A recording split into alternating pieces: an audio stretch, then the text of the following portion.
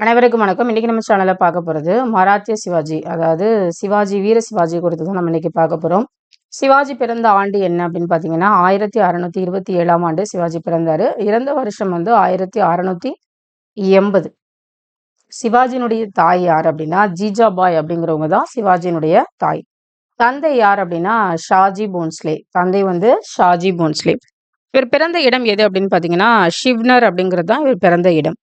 இவருடைய தாய் வந்து ஜிஜாபா என்ன பண்ணாங்க அப்படின்னா, ராமாயணம், மகாபாரதம் இந்த கதைகள அவங்களுக்கு சொல்லி சின்ன வயசுல சிவாஜிய வளர்த்தாங்க. சிவாஜி மற்றும் அவருடைய தாய் ஜிஜாபாய் வந்து யாருடைய பராமரிப்புல இருந்தாங்க அப்படின்னு பார்த்தீங்கன்னா, தாதாஜி கொண்டதேவுடைய பராமரிப்புல இருந்தாங்க. 1645ல ராணுவ பணியில புனேக்கு அருகே இருந்த கோண்டுவானா கோட்டையை கைப்பற்றியவர் யார் அப்படின்னா, ராணுவ பாணியில, அதாவது ராணுவம் எப்படி கைப்பற்றுதோ அந்த மாதிரி ராணுவ பாணியில இந்த கோண்டுவானா கோட்டையை கைப்பற்றியவர் வந்து சிவாஜி. ஸோ இவருடைய பாதுகாவலர் யார் அப்படின்னா, தாதாஜி கொண்டதேவ். 8 அமைச்சர்கள் குழுவினுடைய பெயர் அஷ்டபிரதான். சிவாஜியினுடைய 8 அமைச்சர்கள் குழுவின் பெயர் அஷ்டபிரதான். தமிழகத்தில் மராத்தியர் ஆட்சியை ஏற்படுத்துவதில் வெற்றி கண்டவர் யார் அப்படின்னா, வெங்கோஜி. தமிழகத்துல மராத்தியர் ஆட்சியை ஏற்படுத்துவதில் வெற்றி கண்டவர் யார் அப்படின்னா, வெங்கோஜி. சிவாஜிக்கும் ஜெய்சிங்க்கும் இடையே கையெழுத்தான உடன்படிக்கை புரந்தர் உடன்படிக்கை. சிவாஜிக்கும் ஜெய்சிங்க்கும் இடையே கையெழுத்தான உடன்படிக்கை புரந்தர் உடன்படிக்கை. தன்வந்திரி மஹால் என்ற ஆராய்ச்சி நிறுவனத்தை நிறுவியவர் யார் அப்படின்னா, 2ஆம் சரபோஜி. தன்வந்திரி மஹால் அப்படிங்கிற ஆராய்ச்சி நிறுவனத்தை நிறுவியவர் 2ஆம் சரபோஜி. அகமது நகர், பீஜப்பூர் ஆகிய அரசுகளின் அதிகாரியாக பணியாற்றியவர் ஷாஜி போன்ஸ்லே. சிவாஜியினுடைய தந்தை ஷாஜி போன்ஸ்லே. மராத்தியர்கள் பாமினி சுல்தான் கீழே குதிரைப்படை வீரர்களாக செயல்பட்டு வந்தாங்க. ஸோ மராத்தியர்கள் முதலாவது யாருக்கு கீழே வேலை செய்தாங்க அப்படின்னா, பாமினி சுல்தான்களுக்கு கீழே குதிரைப்படை வீரர்களாக செயல்பட்டு வந்தாங்க. சிவாஜி காலத்தில் மராத்தியர்கள் எழுச்சி பெற்றார்கள். ஒரு காலத்தில் தான் ஒரு நல்ல ஒரு எழுச்சி உண்டானுச்சு. பெரும்பாலும் மராத்தியர்கள் எதை வந்து ஃபாலோ பண்ணாங்க அப்படின்னா, கொரில்லா போர் முறை தான் அவங்க என்ன செய்தாங்கன்னா அதிகமாக ஃபாலோ பண்ணாங்க. ஏன்னா அது ரொம்ப ரொம்ப அவங்களுக்கு அது சக்ஸஸ் ஆன ஒரு போர் முறையாக இருந்துச்சு. அது வந்து என்ன அப்படின்னு பார்த்தீங்கன்னா, மறைந்திருந்து தாக்குதல் அப்படிங்கிற ஒரு போர் முறை. அது வந்து கொரில்லா போர் முறை அப்படின்னு சொல்லுவோம். தக்காணம் முழுவதிலும் செலுத்திய வரி எது அப்படின்னா, சவுத் சர்தேஷ் முகி அப்படின்ற வரி தான் தக்காணம் முழுவதிலும் செலுத்தப்பட்ட வரி. பக்தி இயக்கத்தை சேர்ந்தவர்கள்ல முக்கியமானவர்கள் ஏக்நாத், துகாராம், ராம்தாஸ். இவங்க எல்லாமே பக்தி இயக்கத்தினுடைய மிக முக்கியமானவர்கள். அதுல சேர்ந்தவர்கள்ல மிக முக்கியமானவர்கள். அடுத்து சிவாஜி மீது செல்வாக்கு செலுத்தியவர்கள் யார் அப்படின்னா, துக்காராமும் ராமதாஸும். சிவாஜியினுடைய குரு யார் அப்படின்னா, ராமதாஸ். அடுத்தது, ஷாகுவின் ஆதரவில் மராத்தியர்கள் தங்கள் மேலாதிக்கத்தை எந்த ஆண்டு வரை தொடர்ந்தனர் அப்படின்னா, 1761. மராத்தியர்கள் எழுச்சிக்கு முக்கியமான காரணம் என்ன அப்படின்னு பார்த்தீங்கன்னா, புவியியல் கூறுகள், பக்தி இயக்கம், மொழி இலக்கியம். இது எல்லாமே அவருடைய எழுச்சிக்கு மிக முக்கியமான காரணங்கள். அவுரங்கசீப்பினுடைய தளபதிகளுக்கு கடும் போட்டியாக விளங்கியவர் யார் அப்படின்னா, சிவாஜி தான். சிவாஜி கைப்பற்றிய கோட்டைகள் பாருங்க, கோண்டுவானா கோட்டை, தோர்னா கோட்டை, ராய்கர் கோட்டை, புரந்தர் கோட்டை. ஸோ இந்த கோட்டைகள் எல்லாம் அவர் கைப்பற்றினாரு. அதுல வருஷங்கள் வந்து கோண்டுவானா கோட்டைக்கு வந்துட்டு 1645, தோர்னா கோட்டை 1646, ராய்கர் 2, புரந்தர் கோட்டை. சிவாஜி யாரிடமிருந்து ஜாவ்லி 1656ல கைப்பற்றார் அப்படின்னு பார்த்தீங்கன்னா, சந்திரராவ் மோர் அப்படின்ற அவர்கிட்ட தான் என்ன செஞ்சாங்க, அதை கைப்பற்றினாங்க. சரிங்களா? சந்திரராவ் மோர் அப்படின்றவர்கிட்ட கைப்பற்றினாங்க. அடுத்தது 1659ல பீஜப்பூர் சுல்தான் 2ஆம் அடில்ஷா சிவாஜி கைது செய்ய அனுப்பிய தளபதி யார் அப்படின்னா, அப்சல் கான். 1659ல பீஜப்பூர் சுல்தான் 2ஆம் அடில்ஷா. சரிங்களா? அந்த சுல்தானுடைய பேர் என்னன்னா 2ஆம் அடில்ஷா.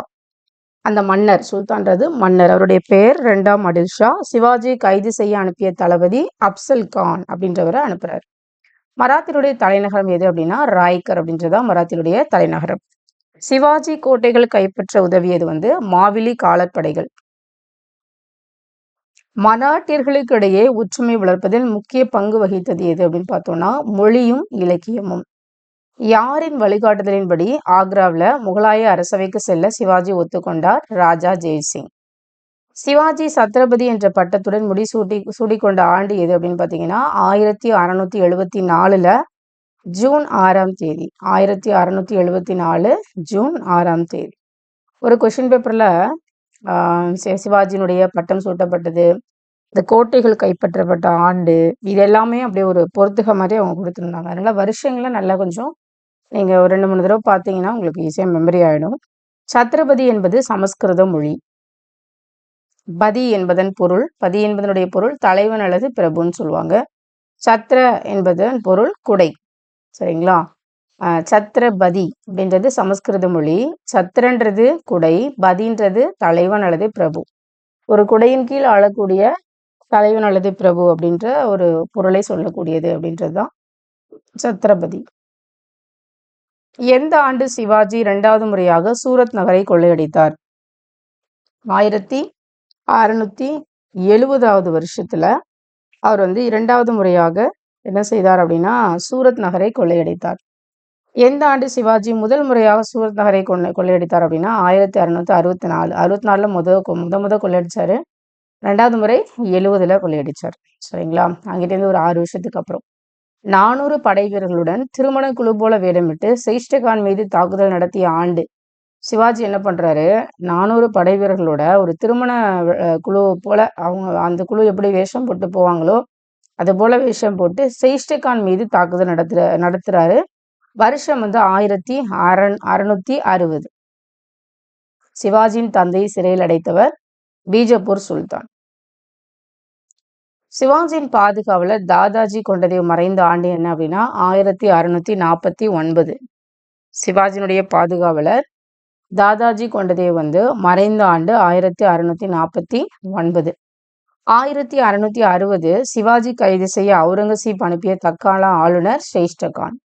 சிவாஜி தன்னுடைய வாழ்நாள்ல இறுதி ஆண்டுகளை யாருடன் செலவிட்டார் அப்படின்னா ஷாம்பாஜியோட செலவிட்டார்.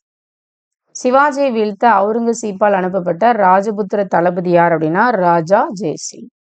சிவாஜி கைப்பற்றிய ஜாவ்லி பகுதிகளில் இருந்து 2 மைல் தொலைவில் பிரதாப்கர் என்ற புதிய கோட்டையை கட்டினார். 2 மைல் தொலைவில் பிரதாப்கர் அப்படிங்கிற ஒரு புதிய கோட்டையை கட்டுறார். அஷ்டபிரதானுடைய பொறுப்புகள் பாருங்களேன். பந்த் பிரதான் அல்லது பேஷ்வா அப்படின்னா பிரதம அமைச்சர் அப்படின்னு சொல்லுவாங்க. அமர்த்தியா அப்படிங்கிறது நிதி அமைச்சர். வாக்குயினாவிஸ் அப்படின்றது உள்துறை அமைச்சர். ஷுமத் துபீர் அப்படிங்கிறவங்க வெளியுறவுத்துறை அமைச்சர். சுர்னாபிஸ் அல்லது சச்சீவ் அப்படின்றவங்க செயலர். அடுத்தது ஷாம்ராஜி யாரால் கொல்லப்பட்டார்? அவுரங்கசீப்பால் கொல்லப்பட்டார். சிவாஜியின் பேரனான ஷாகுவினுடைய ஆட்சி காலம் 1708 இருந்து 1749 வரை. சிவாஜிக்கு பிறகு இராணுவ பொறுப்பேற்றவர் யார் அப்படின்னா ஷாம்பாஜி. சிவாஜிக்கு அப்புறம் யார் பொறுப்பேற்றா அப்படின்னா ஷாம்பாஜி. சாம்பாஜி கவி கைலாஷ் வழிகாட்டுதலை பின்பற்றுறாரு. வாரணாசியில சாம்பாஜியினுடைய பாதுகாவலராக இருந்தவர் தான் இந்த கவி கைலாஷ். கவி கைலாஷ் என்னவா இருக்கிறாரு அப்படின்னா அவர் ஒரு அறிஞர், அவர் ஒரு கவிஞர், அவர் ஒரு மாந்திரிகம் செய்பவரும் கூட. ஷாகு அப்படின்னா நேர்மையானவர் அப்படின்னு அர்த்தம். ஷாகு அப்படின்னு பெயர் சூட்டியவர் அவுரங்கசீப். இவர் ஷாகு மகாராஜா 40 ஆண்டுகள் ஆட்சி புரிகிறாரு. சாம்பாஜியினுடைய மகன் தான் இந்த ஷாகு. வருவாய்த்துறை அலுவலராக தனது பணியை தொடங்கியவர் பாலாஜி விஸ்வநாத். ஸோ நௌபத் அப்படின்றது வெளியுறவுத்துறை அமைச்சர். நியாயாதீஸ் அப்படின்றது தலைமை நீதிபதி. பண்டிட் ராவ் அப்படின்னு சொல்லக்கூடியது தலைமை அமைச்சர். பட்டேல் அப்படின்னா கிராம தலைவர் அல்லது கிரிமினல் வழக்கை பார்ப்பாங்களே அவங்க தான் பட்டேல். கிராம விஸ்தார் அப்படின்னா முக்கிய வருவாய் அலுவலர்.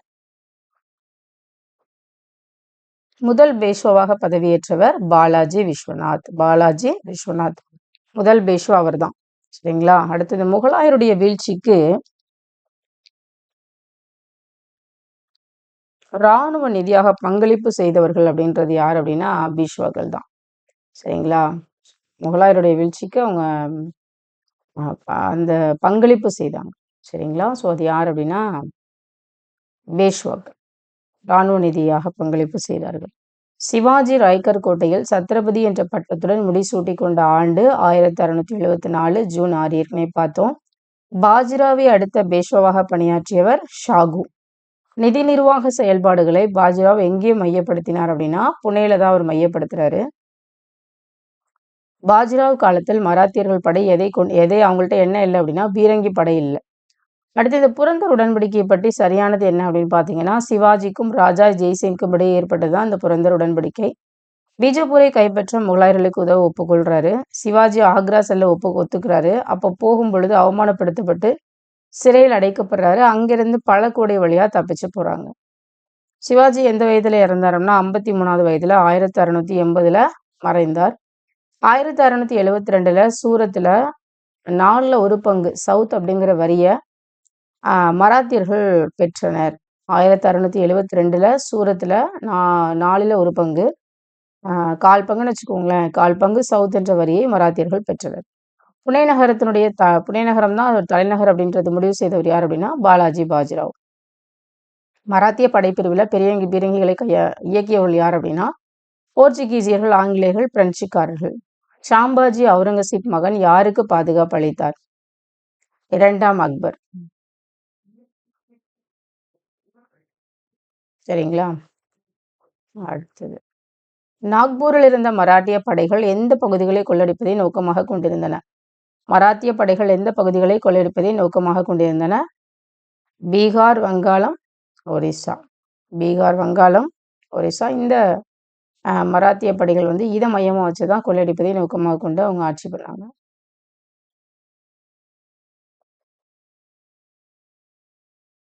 ஆயிரத்தி 1746 இருந்து 1751 இடையே யார் தலைமையில் கொள்ளடிப்பதை நோக்கமாக கொண்ட படையெடுப்புகள் மேற்கொள்ளப்பட்டன? தளபதி ரகுபதி போன்ஸ்லே. தளபதி ரகுபதி போன்ஸ்லே இவர் தலைமையில தான் அவங்க கொள்ளடிச்சாங்க 1746 இருந்து 1751 வரை. பேஷ்வாக்களுடைய வருவாய்த்துறை நிர்வாகம் கிராம விஸ்தார் அப்படிங்கிற ஒரு கீழே இருந்துச்சு. சரிங்களா? பேஷ்வாக்களுடைய வருவாய் நிர்வாகத்துறை, அந்த நிர்வாகம் வந்து கிராம விஸ்தார் அப்படின்றது. பேஷ்வா அப்படின்றது பிராகிருத மொழி, சத்ரபதிங்கிறது சமஸ்கிருத மொழி, பேஷ்வான்றது பிராகிருத மொழி. வர்கீர்கள் அப்படின்றது குதிரைப்படை. முதல் பேஷ்வா யார் அப்படின்னா பீஷ்வா அல்லது பேஷ்வா இது வேணாலும் சொல்லலாம். ஸோ யார் அப்படின்னா பாலாஜி விஸ்வநாத், அதாவது பிரதம அமைச்சர் அப்படின்ற அந்த இதில் வருவாங்க. மராத்தியருடைய குறுகிய கால பேரரசு டெல்லிக்கு அருகில் உள்ள பானிபட் போர் நடந்த ஆண்டு 1761. முதல் பானிபட் போர் நடந்த ஆண்டு 1526. 2ஆம் பானிபட் போர் 1556. பஞ்சாபை கடந்து மராத்தியர்கள் ஆட்சியை விரிவடைய செய்ய தடையாக இருந்து ஆப்கானிய அரசர் அகமது ஷா அப்தலி. 20 முதல் 100 வரை எண்ணிக்கையுடைய கிராமங்களை நிர்வாகம் செய்தவர்கள் தேஷ்முக். மராத்தியர்களுக்கு 2வது கட்ட பாதுகாப்பு அரணாக விளங்கியது எது அப்படின்னா செஞ்சி கோட்டை. அவுரங்கசீப் சாம்பாஜி கைது செய்ய பன்ஹலா கோட்டைக்கு அனுப்பினார். சாம்பாஜி கைது செய்ய எங்க அனுப்புறாரு? பன்ஹலா கோட்டைக்கு அனுப்புறாரு. சிவாஜியினுடைய இராணுவத்துல ஆரம்ப கட்டத்துல அவருக்கு பலமாக இருந்தது எது அப்படின்னா மாவழி படைகள். சிவாஜியினுடைய மகன் பேர் என்ன அப்படின்னா சாம்பாஜி. சிவாஜியினுடைய பேரன் ஷாகு. பையன் சாம்பாஜி, பேரன் வந்து ஷாகு. தமிழகத்துல மராத்திய ஆட்சி ஏற்படுத்துவதில் வெற்றி கொண்டவர் யார் அப்படின்னா வெங்கோஜி. தஞ்சாவூர்ல மராத்தியருடைய ஆட்சி எந்தெந்த வருஷம் இருந்துச்சு, எந்த வருஷத்துல இருந்து எந்த வருஷம்னா 1674 இருந்து 1832 வரை இருந்துச்சு. அகமது ஷா அப்தலி டெல்லியை 8 முறை படையெடுத்தார். டெல்லிக்கு வந்து எத்தனை முறைனா 8 முறை படையெடுக்கிறாரு. மராட்டியர்கள்ட்ட 5000க்கும் குறைவான குதிரை வீரர்கள் அவங்க வச்சிருந்தாங்க. தக்கான பகுதியில் சிதறி கிடந்த மராட்டியர்கள் எல்லாம் ஒன்றிணைத்தவர் யார் அப்படின்னா சிவாஜி.